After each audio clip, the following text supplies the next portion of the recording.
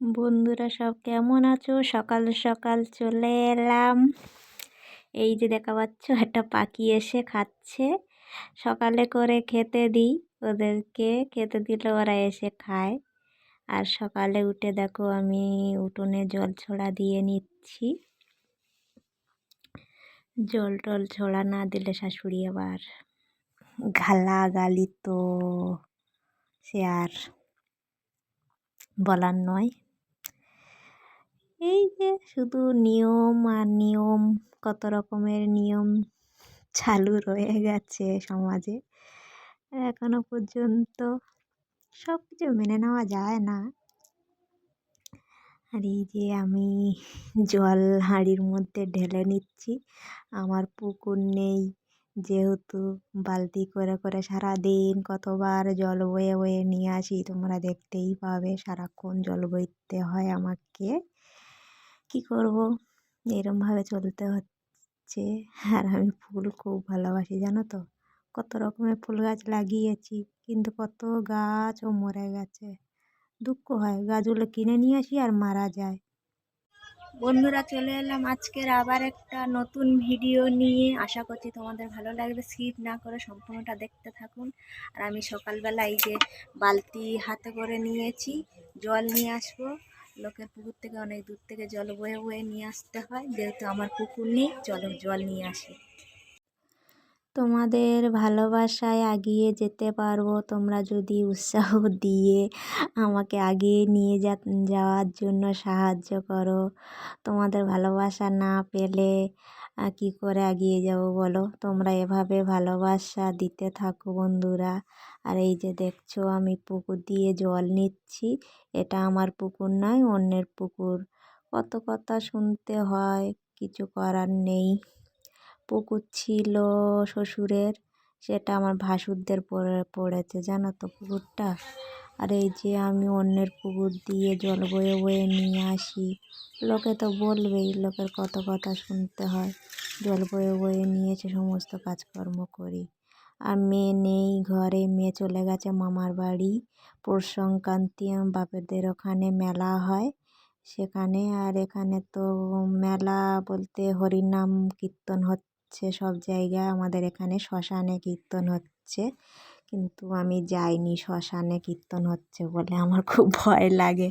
শ্মশানে এমনি আশেপাশে মন্দিরে নাম কীর্তন হলে আমি থাকি, কিন্তু এই যে শ্মশানে কীর্তন হচ্ছে যাওয়া সম্ভব নয় গো, ভয় লাগে।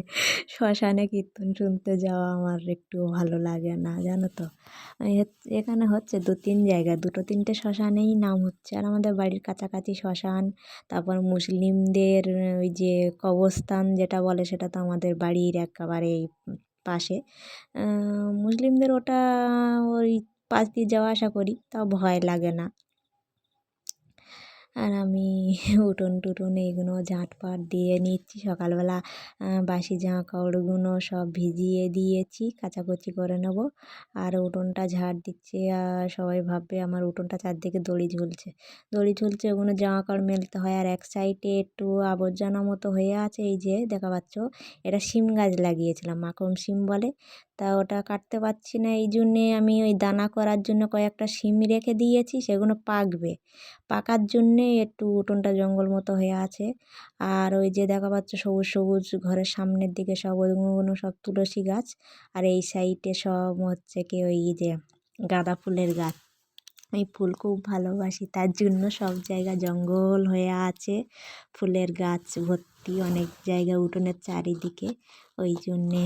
আর এই যে বালি ভর্তি, নতুন আলুগুলো এত বালি, তা ভাবছিলাম বালিগুলো কি করা যাবে, ধুয়ে রোদে দিতে হবে। আর আমি এই যে জল নিয়েছি উঠোনে, বালতি করে আবার জল নিয়ে এসেছি জানো। আর ভাবলাম এই জল দিয়ে ধুয়ে আর ট্রের মধ্যে ঢেলে দেবো বলে, ওই জন্য জল দিয়ে ধুয়ে ট্রের মধ্যে নিয়ে নিচ্ছি। এটা রোদে দেবো, দিলে জলটা শুকিয়ে যাবে, নতুন আলু তো পচে যাওয়ারও ভয় থাকে জানো তো। রোদে দিলে আর অত মানে বালিটা ধুয়ে এনে রোদে দিচ্ছি, আর অত মানে কোটার সময় সবজির সাথে যখন দেবো তখন বারবার আর ধুতে লাগবে না, কারণ বালিটা চলে যাচ্ছে, একবার ধুলেই হয়ে যাবে। আর আমার জলের সমস্যা, ওই কারণে আমি আলুগুলো ধুয়ে রোদে দিয়ে নিচ্ছি জানো তো। আর মেয়ে মামার বাড়ি চলে গেছে।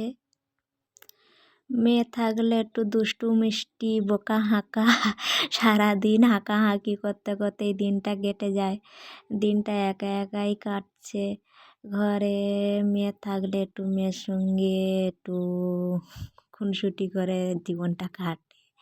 ওর বাবা ঘরে থাকে না, সবজি বিক্রি করে, সারাদিন হচ্ছে গিয়ে বাইরেই থাকে। ভোরবেলা চলে যায় আর সেই রাত্রে আসে।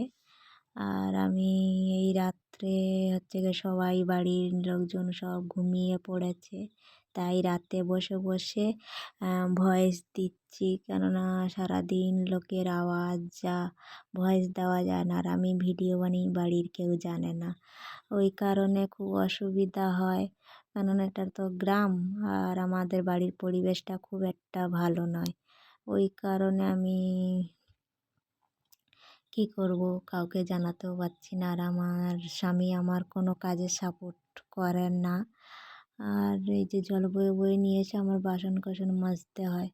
আর আমাদের বাড়ির পরিবেশটা খুব একটা ভালো নয় জানো তো, মানে হিংসা হিংসি ঝগড়া অশান্তি এইরকমই আর কি পরিবেশ। আমার ভালোও লাগে না, কিন্তু কী করব, কপালে এই জুটেছে, আর কিছু করার নেই। শুধু ওদের জন্য করে যাও, তোমার কি হচ্ছে না হচ্ছে ওরা কেউ ভাববে না। আমি যদি দুদিন জ্বরে শুয়েও থাকি, উঠে রান্না করে রেখে দেবো, ওরা খাবে, কিন্তু কোনো দিন ভুলে জিজ্ঞাসা করবে না যে তুমি খেয়েছো কি না। যদি বলি আমার জন্য ওষুধ এনে দেবে, আনবে না, নিজে গিয়ে আনতে হবে। এই রকমই পরিবেশ আর কি। ওদের জন্য করে যাও, ওদের টাইমে টাইমে রান্না করে দাও, টাইমে না রান্না হলে সে আর দেখতে হবে না। কী আর করবো বলো তো। বাপের বাড়িও সেরকমই নয় খুব একটা, তার জন্য ভালোও লাগে না। আর মেয়েটা নিয়েই চলছি। মেয়ে সব কিছু আমার জীবনের, কী বলবো, মেয়ে আমার জীবনের একটা আত্মা আর কি। ওই আমার সব কিছু। ওই যে আমার সব কিছু মেয়ে বোঝে, অতটুকু মেয়ে হলে কি হবে, আমার মেয়ে এত বোঝে, এত বোঝে, হয়তো ও আগের জন্মে আমার মা ছিল। আমি মা বলেই ডাকি, সোনামা সোনামা বলেই ডাকি, যে তুই আগের জন্মে আমার মা ছিলিস জানিস তো। ওই জন্যে আমার জীবনে সব দুঃখ বুঝিস, আমার গোপন কথা বুঝিস, আমার সব কিছু গোপন কথা ও চেপে রাখে। এই বয়সে যে ও চেপে রাখতে শিখেছে, এটাই যথেষ্ট। আর এই যে জামা কাপড় কেচে নিয়ে এসে সকালে মেলে দিচ্ছি। আর আমার মেয়ে হচ্ছে গিয়ে ধরো নেই, ওই জন্য ওর স্কুলের জামা কাপড়গুলো কেচে দিয়েছি। আর সকালে এইগুলো কেচে দিলে কী বলো তো, এখন শীতের সময় তো শুকাতে যায় না, একেবারে সকালবেলায় এই যে কাজকর্ম সেরে নিচ্ছি আর পুকুরে ডুবে স্নান করে আসি। কেন কত জল বয়ে নিয়ে আসবো বলো তো, জল বইতে বইতেই দিন কেটে যায়। ওই কারণে পুকুর দিয়ে একেবারে ডুব মেরে স্নান করে আসি, ওই জলটা আর বইতে লাগে না, খুব কষ্ট হয় সারাদিন জল বইতে বইতে। আর শাশুড়ির মাসপালা পড়লে সে তো আর দেখতে হবে না, আমি অসুস্থ হয়ে পড়ি। শাশুড়ির স্নানের জল কলে থেকে বয়ে নিয়ে এসে দিলে শাশুড়ি স্নান করে, পুকুরের জলে স্নান করে না। আর যে ঠাকুরঘর আছে, ঠাকুরঘর সারবো। এই যে আমি স্নান করে চলে এসেছি, সিঁদুর টিঁদুর পরে নিয়ে এবারে আমি ঠাকুর ঘরে যাব। ঠাকুর ঘর রয়েছে, আমার গোপু সোনা হচ্ছে গিয়ে খুব দুষ্টু জানো তো। গোপু সোনার একটা কানের হারিয়ে গেছে। ও তোমরা ভাবছো আমার ভিডিওর মধ্যে কেউ নেই, শুধু আমি একা থাকি আর পরিবারের কেউ নেই, কিভাবে আমি ভিডিও বানাই। আসলে কি বলতো, যখন ভিডিও বানাই তখন আমি লুকিয়ে লুকিয়ে চুপি চুপি ভিডিওটা বানাই। এমনভাবে ক্যামেরাটা ফোনটা রাখি ধরে, সেটা কেউ জানে না, বুঝতে পারে না, ওই কারণে। আর আমি এই যে দেশলাই আনতে দোকানে গিয়েছিলাম, ঠাকুর ঘরের বাসন মাজবো, সার্ফও নিলাম দোকান দিয়ে। আর এই যে বাসন মাজতে বসে গেছি, ঠাকুরের পিতলের বাসন তো ভীষণ বিরক্তকর লাগে আমার। সার্ফ দিয়ে ঘষে ঘষে, ছাই দিয়ে ঘষে ঘষে মাজতে হয়। ঘষে ঘষে যতই মাজি না কেন, তার পরের দিন আবার দেখবো সেই কালো হয়ে গেছে। আর নিজেদের জল নেই, এত সমস্যা, এত বিরক্ত লাগে। আর কি বলবো, ঠাকুরঘরে ও জল বয়ে রাখতে হয়। এই যে বালতি করে জল বয়ে নিয়ে এসে চলে এসেছি ঠাকুর ঘরের, হচ্ছে গিয়ে জল বয়ে বয়ে রাখতে হয়, আমাকে সব কাজ জল বয়ে করতে হয়। মেয়ে থাকলে ঠাকুর ঘর সারে, সন্ধ্যা টন্ধা দেয়। আর আমি এই যে ধুনো দিচ্ছি, তুলসী তলায় জল টল দিয়ে নিলাম। আর আমার পিছনে একজন এসছে, দেখো, ওরা হচ্ছে কিসের একটা চিঠি দিয়ে গেল, আমিও পড়তে পারি না। আমার তুলসী তলায় জল দেওয়া হয়ে গেছে, আর ঠাকুর ঘরেও ধুনো দিয়ে নিচ্ছি। আর বলছিলাম আমার গোপাল খুব দুষ্টু। দুষ্টু এই জন্য বলছিলাম, ওর একটা কানের হারিয়ে গিয়েছিল, 2 দিন ধরে পাচ্ছি না, ঠিক ওর সামনে চলে আসছে। বলছিলাম যে গোপালের কানেরটা 2 দিন পরে ওর সামনে কিভাবে এলো, আমি সেটাই বুঝতে পারছি না। আমি আমার যেটা প্রয়োজন সেটা তুমি খুঁজে বার করতে পারো না, কিন্তু তোমার জিনিসটা ঠিক তুমি খুঁজে বার করে নিলে। হ্যাঁ, তুমি এত দুষ্টু। আমি চাল টাল ধুয়ে আর ভাত বসিয়ে দিয়েছি, দিয়ে আর সবজিটা কাটছি। ভাতটা হতে একটু দেরি হয়, আর বাঁধাকপিটা তাড়াতাড়ি হয়ে যাবে, ওই জন্য চাল ধুয়ে ভাত বসিয়ে দিয়েছি, দিয়ে তারপর সবজি কাটতে বসে গেছি। আর ওই যে আলু ধুয়ে রোদে দিয়েছিলাম, আলু বালিগুলো চলে গিয়ে শুকিয়ে গেছে, ওই কারণে ওই আলু তুলে নিয়ে এসে ছাড়িয়ে আর কেটে দিচ্ছি। একবার ধুইলেই হয়ে যাবে, বারবার আর ধুতে লাগবে না, কেন বালি টালি কিছুই নেই। আর আমি হচ্ছে কি এখন রাত্রে বসে বসে ভয়েস দিচ্ছি, তাও কোথায়, বাইরে চলে এসেছি আমি, বাইরে রাস্তায় চলে এসেছি, রাস্তায় এসে ভয়েস দিচ্ছি। আমি এখন ভয়েস দিচ্ছি, রাত 11টা বাজে, বাইরে রাস্তায় চলে এসেছি, এসে ভয়েস দিচ্ছি। কেননা বাড়িতে আমার স্বামী কাজ দিয়ে বাড়ি ফিরে চলে এসেছে, ও ঘরে আছে, ওই জন্য ভয়েস দিতে পারছিলাম না, ওই জন্যে বাইরে রাস্তায় চলে এসেছি ভয়েস দেওয়ার জন্যে। কী করব, আর আমি চ্যানেল খুলেছি, সেটা কেউ জানে না। আমি হচ্ছে কি ওই টাকা দিয়ে চ্যানেল খুলেছি, সেটা যদি ও জানতে পারে তাহলে তো মানে সে আর কি বলবো, ঝগড়া অশান্তির আর শেষ থাকবে না। আর টাকা ও দেয়নি, তাহলেও টাকাটা আমি লক্ষ্মীর ভাণ্ডারের টাকা জোগাড় করে করে আমি হচ্ছে কি ওই বজবজ বাটানগর দিদির কাছ থেকে আমি চ্যানেল খুলে নিয়ে এসেছি। ও বাড়ি ছিল না, সেদিন গিয়েছিলাম চ্যানেল খোলার জন্যে। নিজের একটা ইনকাম না থাকলে কী বলো তো, নিজের স্বাধীনতা থাকে না। আর আমার স্বাধীনতাটা খুব প্রয়োজন, আমার মেয়েকে মানুষ করতে হবে, মানুষের মতো মানুষ করতে হবে। যেহেতু ও মেয়ে বলে ওর বাবা কখনো ওকে কোলে তুলে নেয়নি, ছোঁয়নি, ও খুব দুঃখ করে, ওই কারণে ও শুধু আমার কথাই শোনে আর আমাকেই ভালোবাসে, বাবার কথা কানে নেয় না, বাবার কথা শোনেও না। আর পরিবারের কারোর কথাই শোনে না, কেননা আমার শ্বশুর শাশুড়িও কখনো ওকে কোলে নেয়নি, আদর যত্ন করেনি, ওই কারণে ও দাদু ঠাকুমাদেরও কথাও ও শোনে না, শুধু আমার কথাটাই শোনে। আর আমার সব গোপন কথা ও চেপে রাখে, এই বয়সে ও চেপে রাখতে শিখেছে, এটা মানে আমার কাছে সবথেকে বড় পাওনা আর কি, যে এমন একটা মেয়ে পেয়েছি আমি।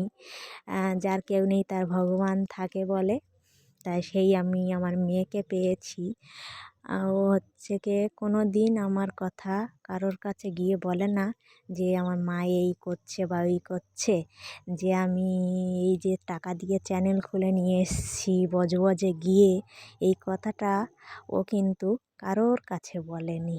এইটা হচ্ছে কি বলবো, আমার মেয়ের গোপনীয়তা। মানে মহাভারতে যে কুন্তী কর্ণর মা ছিল, কুন্তির পেটে যেমন কথা চেপে রেখেছিল, সেই রকমই হচ্ছে কি আমার মেয়ে। আমার মেয়ের নাম মীরা।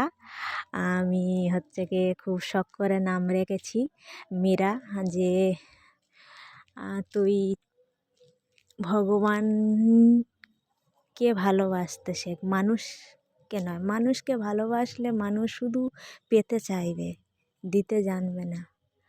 ওরা হচ্ছে কি স্বার্থপরের মতো, হচ্ছে কি ওদের শুধু দিয়ে যাও আর দিয়ে যাও, ওদের শুধু করে যেতে পারলে ওরা ভালো। ওদের ভাবনাটা ওরাই শুধু ভাবে, ওদের টাইমে খেতে দাও, পড়তে দাও। হচ্ছে কি বিয়ে করা মানে একটা বন্দির মধ্যে, নিজের কোনো স্বাধীনতা থাকবে না।